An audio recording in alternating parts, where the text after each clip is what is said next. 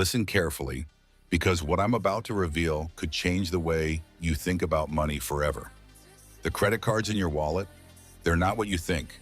While you're paying your bills and chasing points, the banks are quietly taking your rewards, slashing bonuses, and collecting hidden fees, and most people won't even notice until it's too late. But there's a secret loophole, a system the banks don't want you to know about that allows a few smart people to earn thousands of dollars in cash back and rewards every single year without spending a penny more than they already do. Most viewers will scroll past this video, most will keep losing money. But if you stick with me for the next 15 minutes, you'll discover the exact strategy I'm using in 2026 to flip the system, get the rewards they never told you about, and finally make your credit cards work for you instead of against you. And here's the scary part. If you don't pay attention, the banks will quietly steal even more from you this year. Ready to find out how to take control? Number 5, focus on high-value rewards. The first step is to stop chasing points like a hobby and start focusing on high-value rewards that actually give you freedom and flexibility. In 2026, the key is to select cards that maximize the categories where you spend the most money. For example, cashback cards that offer 3 to 5% back on groceries, gas, or streaming services can give you hundreds of dollars in rewards each year if used correctly. Travel reward cards that allow point transfers to airlines or hotels are even more valuable because 1 point can sometimes equal 2 to 3 cents in redemption value, meaning your everyday spending can turn into real, tangible perks, like free flights or hotel stays. The trick is to choose cards that allow points to be redeemed in multiple ways, such as cashback, gift cards, or statement credits. This way, your rewards never go to waste, even if the program changes or expires. Last month, I spent $800 on groceries and earned $40 in cash back with just one card. Most people using the wrong card would have earned only $8 to $10. That's why focusing on high-value rewards is the foundation of my 2026 strategy. Number 4, maximize sign-up bonuses. Sign-up bonuses are one of the fastest ways to earn significant rewards, but only if you approach them strategically. In 2026, banks are offering bonuses ranging from $500 to $1,000 or more, but the majority of people that fail to get them because of timing or planning mistakes. The key is to open a card only when you know you can meet the minimum spending requirement without overspending, for example, using bills, groceries, or planned travel purchases. Another secret is stacking bonuses by carefully timing multiple card applications across different issuers.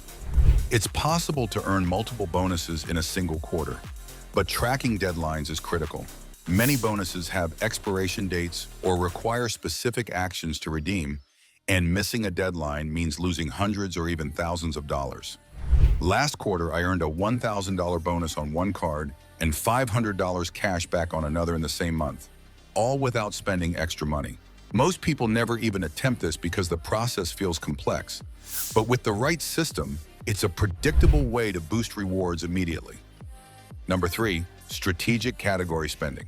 Every credit card has categories that offer bonus rewards: groceries, gas, travel, streaming, and more. But here's the twist. Many of these categories rotate quarterly, and some are limited to specific merchants. If you don't track it carefully, you could leave hundreds or thousands of dollars in rewards behind each year. My system involves mapping out all rotating categories for every card I hold and planning my spending around them. For example, if my card offers 6% back on groceries in Quan, I make sure all my grocery shopping goes on that card. If another card gives 3% on gas in Q2, I switch all fuel spending to that card. The goal is to match the right card to the right purchase every month without overspending. You can even stack these rewards with store deals or coupons.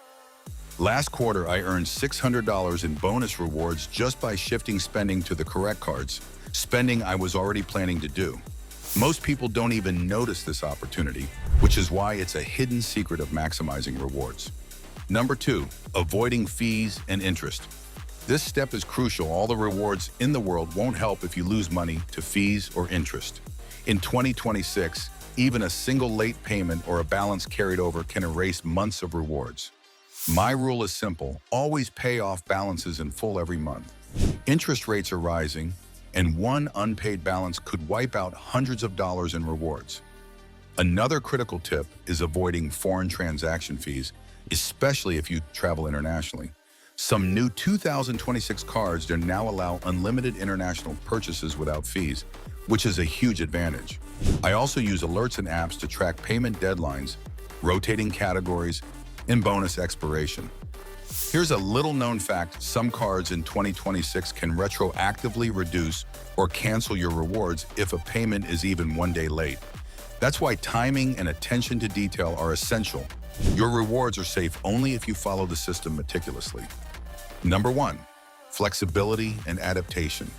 The final step is flexibility, the single most powerful element of my 2026 strategy. The landscape is constantly changing. Cards that were top tier last year may lose value, while lesser known cards can suddenly become gold mines. That's why I review my portfolio every quarter and adjust my strategy based on the latest rewards and benefits. The most valuable cards are those that allow point transfers to multiple airlines or hotel programs, instant cashback conversions, or even emergency perks like travel insurance and free upgrades. For example, I recently transferred points from one card to an airline program and turned 50,000 points into $900 worth of flights, something a cashback-only user could never achieve. If you ignore flexibility and adaptation, you risk leaving thousands of dollars in rewards on the table every year. Staying flexible ensures you can always take advantage of opportunities before they disappear. Real-life example. Here's how the system works in real life. Last month, I earned $1,500 in rewards from regular spending I was already planning. On top of that, a $750 sign-up bonus was redeemed for flights to Europe, and I discovered $200 in hidden cashback bonuses from a card most people didn't even know had extra rewards that month. The key takeaway? I didn't spend more money, I spent smarter, planned ahead, and took advantage of opportunities most people overlook. The suspense is this: most people will never even notice these strategies exist, and banks are counting on it.